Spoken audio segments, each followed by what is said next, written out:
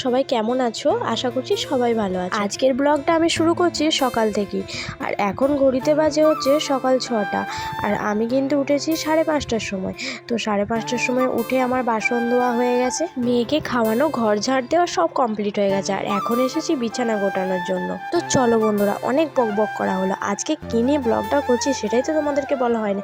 আজকে ব্লগটা করছি আমি ঘরের কিছু কিছু কাজ তোমাদের সাথে শেয়ার করব। তো তোমরা দেখতে থাকো ব্লগটা। আর আমার দেখতে পেলে তো বিছানাটা গোছানো হয়ে গেল।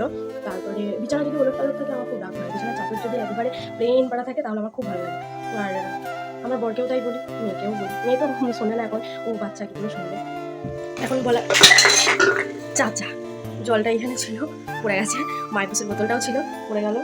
মুছবো তো, কোনো চাপ নেই, মুছে দেবো এক্ষুনি। চাটা খেয়ে নিই, তারপরে মুছবো। আর তখন দেখলে আমি বিছানাটা গোটাচ্ছিলাম, তারপর ঝাড় দিলাম, বাসি ঘরটা ঝাড় দিয়ে দিলাম একবারে। এখন আমি চা খাচ্ছি, বিছানাতেই বসে আছি। হাতে ধরে ধরে খেয়ে নেবো, তোমাদেরকে দেখানোর জন্য আমি বিছানাতে রেখেছি। আমি একটা বিস্কিটই খাই, বেশি বিস্কুট খাই না, আমার ভালো লাগে না। এই বিস্কুটগুলো আমার অত ভালো লাগে না। টোস্ট ভালো লাগে, কিন্তু টোস্টে খুব অম্বল হয়। আসলে কথা, আমি এক একদিন চা খাই, এক একদিন চা খাই না।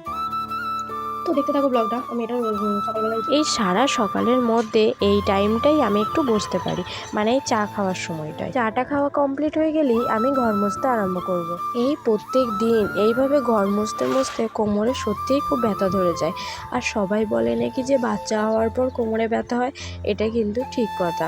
তো আমারও কোমরে ব্যথা হয়, বেশি চাপের কাজ করতে পারি না। সকালবেলা থেকে কাজের চাপটা যদি না বেশি আসে তাহলে গোটা দিনটা ম্যারম্যার করে। আর আমি এরপর ঘর মুছে নিয়ে ঘরটা আমি ঝাঁট দিয়ে দিই, কারণ আমাদের উঠোনটা দেখেছিল খুব বড়। আর ওই দেখো এখানে মা বাসন মাজছে। সত্যি কথা বলতে আমার ঝাঁট দিতে খুব ভালো লাগে, তাই তো আমি অলি গলি ঝাঁট দিয়ে বেড়াই। আর আমি খুব খুঁতে। আর ঝাঁট দেওয়ার পর মনার অনেক পারণ ভেজানো আছে, তো সেগুলোই আমি কেচে নিয়ে আসি। আমাদের এখানে গ্রামের পাশে একটা শ্যালো আছে, তো আমাদের কলে জল বেরোচ্ছে না বলে সেই শ্যালোতেই আমি কাচতে যাই। আর এখন কেচে নিয়ে চলেও এসেছি। আর ওখানে শুধু আমি কেন, ওখানে অনেক মেয়ে বউরা যায় স্নান করার জন্য, কিন্তু আমি স্নান করতে যাই না, আমি শুধু জামা কাপড় কেচে নিয়ে আসি। এখন ঘড়িতে বাজে 9টা, এখন আমার মেয়ের খাওয়ানোর টাইম হয়ে গেছে। আর আজকে আমার মেয়ের সকালের জল খাবারে আছে ঘুগনি মুড়ি। আমি আমার মেয়েকে এই টাইমটাই ঠিক কোনোদিনও মুড়ি ঘুগনি, কোনোদিনও আলু ভাজা মুড়ি, আবার কোনোদিনও তরকারি মুড়ি, আবার কোনোদিনও সুজি, ওটস এগুলো খাইয়ে থাকি। আর মেয়েকে খাওয়ানোর পর আমি এরপর স্নান করব। স্নান করে এসে সবজি কুচিয়ে দেবো, তারপর আমি নিজে খাবো। মনা আমার সাথে গল্প করছে আর ওকে ওইদিকে আমি মুড়ি খাওয়াচ্ছি। দেখো তোমাদেরকে আবার টাটাও দিয়ে দিল। আমার স্নান কমপ্লিট হয়ে গেছে। আর স্নান কমপ্লিট করার পর আমি তোমাদেরকে বললাম না যে সবজি কুচোতে বসবো, তো আমি সবজিগুলো এখন কুচিয়ে দিচ্ছি। আজকে আমাদের সবজি হবে, প্রথমে মা বলেছিল ডিম আলুর ঝোল, কলমি শাক ভাজা আর আমের চাটনি। আর তারপরে মাছ আসার পরে বাবা আবার হাট থেকে মাছ এনেছিল। আর মাছ আসার পরে তখন আমার আলু মাছের ঝোল হয়েছে, শুধু ডিমের বদলে আলু মাছের ঝোল। এই যে সব বোনানো হয়ে গেছে। আর এখনো শাকটা আনে নাই, তো শাকটা আনার পর আবার বনিয়ে দেবো। যারা শিলে মশলা বাটে, শিলে মশলা বাটার মধ্যে একটা স্বাদই অন্যরকম আছে। আর একটা মিক্সিতে মশলা বাটার মধ্যে সেটাও একটা অন্যরকম স্বাদ। কিন্তু আমার মনে হয় যে মিক্সিতেও যেটা আবার শিলেও সেটা। সবাই বলে এটা যে শিলে আলাদা মিক্সিতে আলাদা, কিন্তু আমার এটা মোটেও মনে হয় না। কারণ রান্না হয় কষার মধ্যে, ভালো করে যে যত কষতে পারবে তত রান্নার স্বাদ বাড়বে। তোমাদের কি মনে হয় আমাকে একটু কমেন্ট করে জানিও তো। নাকি আমি ভাত খাইয়ে স্নান করিয়ে দিয়েছি, সেগুলো আর শ্যুট করা হয়নি, কারণ ভাত খেতে খেতে তো আমাকে ক্যামেরাকে ধরে দেবে বলো, তার জন্য আর আমার সেগুলো শ্যুট করা হয়নি। এরপর মনাকে আমি ঘুম পাড়াবো, ওকে কাজল পরিয়ে দিচ্ছি। আগে খুব কাজল পরতো না, এখন তবুও আমি খুব পরাই ধরে বেঁধে। দেখো এই ক্যামেরার দিকে তাকিয়ে ওকে কাজল পরিয়ে দিচ্ছি ভুলিয়ে ভালিয়ে।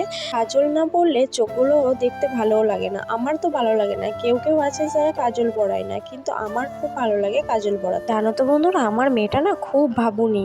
এই দেখো কেমন নিজে নিজেই টিপ করছে। দেখো টিপ করা দেখে আমার একটা ঘটনা মনে পড়লো। একবার জানো তো, তখন ওর বুঝনো হয়নি, তখন এই সবেমাত্র বসতে শিখেছে। আর মাথার পাশে যে কাজললতাটা থাকে না, ওর মাথার পাশে কাজললতা ছিল। আমি ছিলাম বাইরে, মেয়েটা ঘুমাচ্ছিল, ও ঘুম থেকে কখন উঠে কাজললতাটা থেকে কাজল নিয়ে নিজের মুখে লেপে রেখেছিল।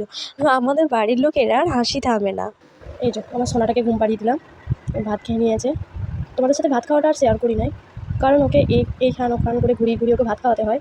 আর বলো আমাকে কে ক্যামেরা করে দেবে এখান ওখান ঘুরিয়ে? আমি যতটুকু নিজে যতটুকু পারি ক্যামেরা করতে, আমি ততটুকুই তোমাদেরকে দেখাই। প্লিজ বন্ধুরা আমাকে একটু সাপোর্ট করো। ঘুমিয়ে গেল, মুখটা দেখো কতটা মায়াবী লাগছে। সব ছেলেরাই, বাচ্চা ছেলেরা যখন ঘুমিয়ে যায় তখন মুখগুলো খুব মায়াবী পারা লাগে। তখন ওরা সারাদিনের মধ্যে যত দুষ্টুমি করে, এই ঘুমের মধ্যে মুখটা যখন দেখে নিই তখন সব ভুলে যায়। আর এটা চুষছে, তোমরা হয়তো বলবে যে এটা চুষছে কেন? ও বাচ্চাবেলা থেকেই, জানো তো, জানি না আমি কেন, ও বাচ্চাবেলা থেকেই মাম খেত না, তার জন্য ওটার অভ্যাস হয়ে গেছে, ওটা চুষি ঘুমায়। চলো আমি এরপর জামা কাপড়গুলো ছাদ থেকে তুলে নিয়ে আসবো। সেই জামা কাপড় মিলে এসেছি, আর এখন বাজে হচ্ছে 12:30। আমি 12টার মধ্যে ওকে খাইয়ে দিই। তোমরা আগের ভিডিওতেও আমি ওর একটা ভিডিও দিয়েছিলাম, তখনও বলেছিলাম, আবারও বলছি, 12টার সময় ওকে খাইয়ে দিই। এরপর জামা কাপড়গুলো তুলে নিয়ে আসবো, সেগুলো গুছিয়ে নেবো, আর তারপরে আমি খাবো, খেয়ে একটু শোবো, তারপরে আবার বিকালবেলার কাজ। তো আজকের মতো আমি এখানেই ব্লগটা শেষ করছি। তোমরা সবাই ভালো থেকো, সুস্থ থেকো আর সাবধানে থেকো। আর আমার ব্লগটা যদি ভালো লেগে থাকে তাহলে অবশ্যই সাবস্ক্রাইব করে দিও, আর অন্যকে দেখার জন্য সুযোগ করে দিও। টাটা।